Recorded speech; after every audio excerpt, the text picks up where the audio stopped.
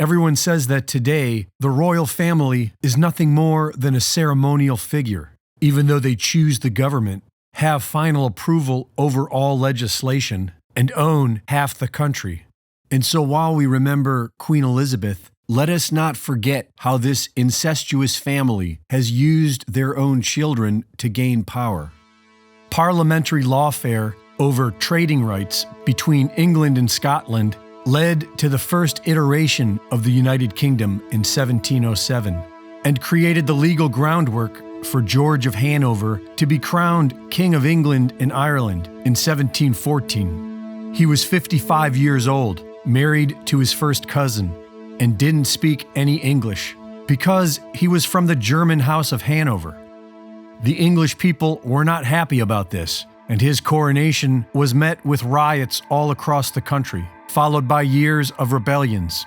His grandson, King George III, inspired the American Revolution, and when his granddaughter Victoria married her first cousin, Prince Albert, the House of Saxe-Coburg and Gotha took sway over the country.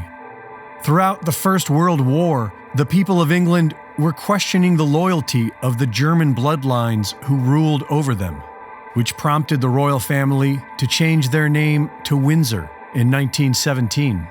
9 years later, Queen Elizabeth was born, who was initiated into the Druid Order in 1946, married Prince Philip of Nazi bloodlines in 1947, and gave birth to Charles in 1948.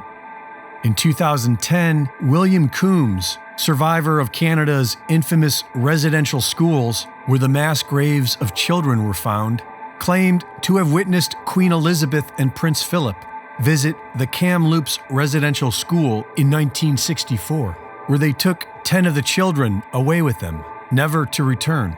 A year later, William Coombs dies in the hospital. In 1988, Prince Philip told the German press that he hopes to be reincarnated as a deadly virus to help with the population problem. And his son, King Charles, likes to joke on television how he is related to Dracula. His Royal Highness Prince Charles, who can trace his ancestry back to Romania's dark and distant past. The genealogy shows that I'm descended from Vlad the Impaler, you see. So I do have a bit of a stake in the country. As it were. These royals are the result of an incestuous breeding program wherein children were used as a way to gain power over the masses.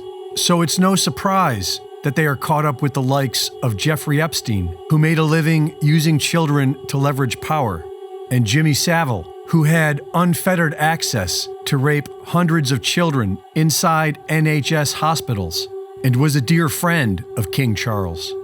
Along with Klaus Schwab, King Charles is a founder of the Great Reset.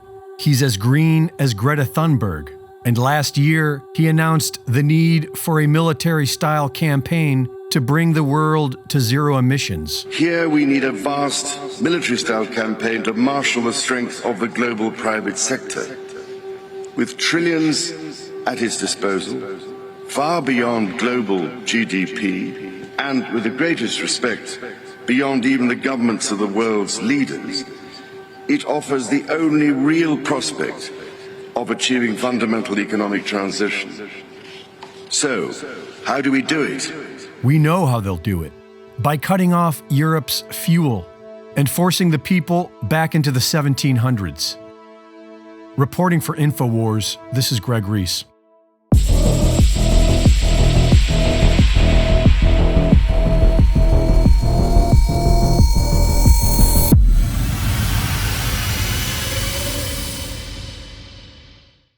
Thank you for watching the latest Greg Reese Report. Be sure to go to reesereport.com to see my latest videos, sign up for my free newsletter, and subscribe for exclusive content. And be sure to support my sponsor at InfoWarsStore.com. People say Alex Jones crazy. He's a conspiracy theory guy. He's a nutcase. You got these rants and all that. What they miss is that this guy's ahead of the curve on so many different topics of signal, not noise. If you look at the signal and you compare that to PBS and NPR and BBC, and we'll do what Alex Jones put out there versus what your collective body has put out there. And if you're a sentient human being and just watching it, you say, well, God, Alex Jones was ahead of this. Not only that, he kind of explained it. You are one of the great thinkers of this. That is very rare. You've got to go back almost to the revolutionary generation and see that. In this new book, I got to tell you, when Tony Lyons first approached me, I read this thing. I go, this is it. This is no beach read. You're not going to be flipping pages here. You're going to be having a pen out and you're going to be underlining stuff. The Great Reset by Alex Jones. Order your copy now at Amazon or InfoWarsStore.com.